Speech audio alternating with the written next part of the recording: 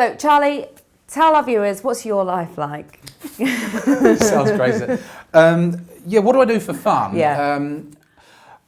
You've tapped in on cars. I do buy cars quite regularly just because I'm passionate about driving, not because I'm a show-off. And I think there's a big thing to distinguish there, because a lot of people say, oh, trader drives a Ferrari or drives a Porsche or whatever, and it's such a stigma around that. But I actually genuinely enjoy driving cars. And so, for example, myself and a number of friends, we did a road trip out to the Alps last year. So we went out in May, and we had this idea, and it was me and my Porsche, friends in BMWs and Ferraris and all sorts. It was a small group of us. I got arrested within like 2 hours of being in France and banned from driving in France. No. So it was a bit of a trip, but I had a friend sat next to me, so he got to drive my car. He loved it. Yeah. For all the time we were in France, because I was banned for 6 months from driving in France. But then we went up into the Alps, and it was gorgeous. It was in May, so it was quite quiet. And we had this thing, we were going to drive the Stelvio Pass, because we'd seen it on Top Gear many years ago, and they talked about this amazing pass in Italy. So we made it all the way across into Stelvio, and we made it across to the hotel in the evening. We driven through these beautiful ranges overnight in the evening. It was such a wonderful experience. And got to the hotel, had a wonderful meal, and we're talking to the owner in this restaurant, and we said, oh, we're going to do the Stelvio Pass tomorrow. He went, Stelvio, no, Stelvio Ferme, shut. We're like, sorry, what? Sorry? Oh yeah, the pass isn't open for another 2 weeks yet. So we'd got there, and no one of us had actually seen or even checked that the Stelvio Pass was actually open in May, because there's still too much snow up there. So we'd gone all the way out to the Alps to drive the Stelvio Pass, only to find out that the Stelvio Pass was still shut. So that's the sort of thing that we can do. But we had the amount of passes that were still open, we had a great trip. So yes, we do things like that. So driving and cars and those sorts of things are good. But like I said before, I really like water sports in the summer.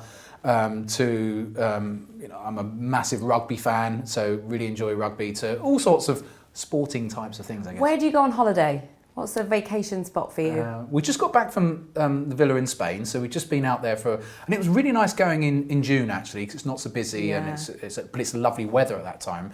But we're doing a road trip, fun enough, in the States in September. So we're going to go out to Arizona, and we're going to take in loads of national parks like Zion and Yosemite National Park, and go whale watching over in the West Coast and over in California as well. So yeah, so that's. I've done Yosemite. It's beautiful, beautiful. Yeah. How would you describe yourself? If you had to describe yourself, what kind of characteristics would you?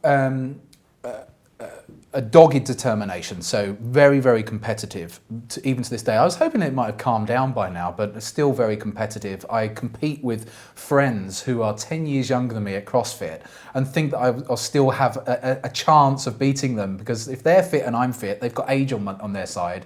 And so, but I still very competitive and still very, very driven. So how does your wife tolerate the competitiveness? Does she encourage it, or does she find it ever annoying? She's a very hard, strong personality, so she puts me in my place quite a lot. So she has a very good ability to be able to bring me back down to earth, because it's quite difficult actually when you're in our position. You are put, not by yourself, but by a lot of traders out there, you're put onto a pedestal because you are seen to be a trading guru, because you're a successful trader. And so people do put you on that. But at the end of the day, I have to put trousers on one leg at a time like everybody else. And so my wife is very good at bringing me back down to earth. Are there any parting thoughts or words that you have for our viewers? I would just say that anyone who's trading, it's a wonderful endeavour. There's no other, like I said, career out there where you can get an instant feedback on how well you're doing, that I can think of, not that instant anyway.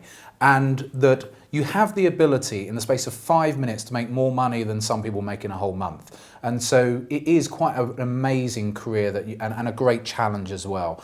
If you're a new trader, then I would say stick at it and just think, look, see this as something you're going to do for the next 10 years, 20 years, 30 years.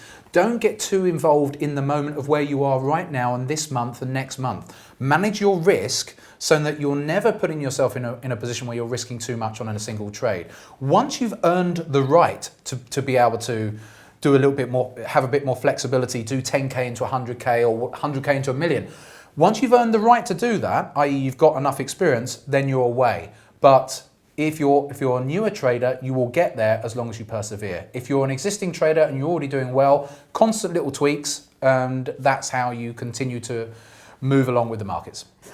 Charlie, thank you very much for taking the time to join us today, and we'll be looking out for that challenge. Yeah, thanks very much for having me.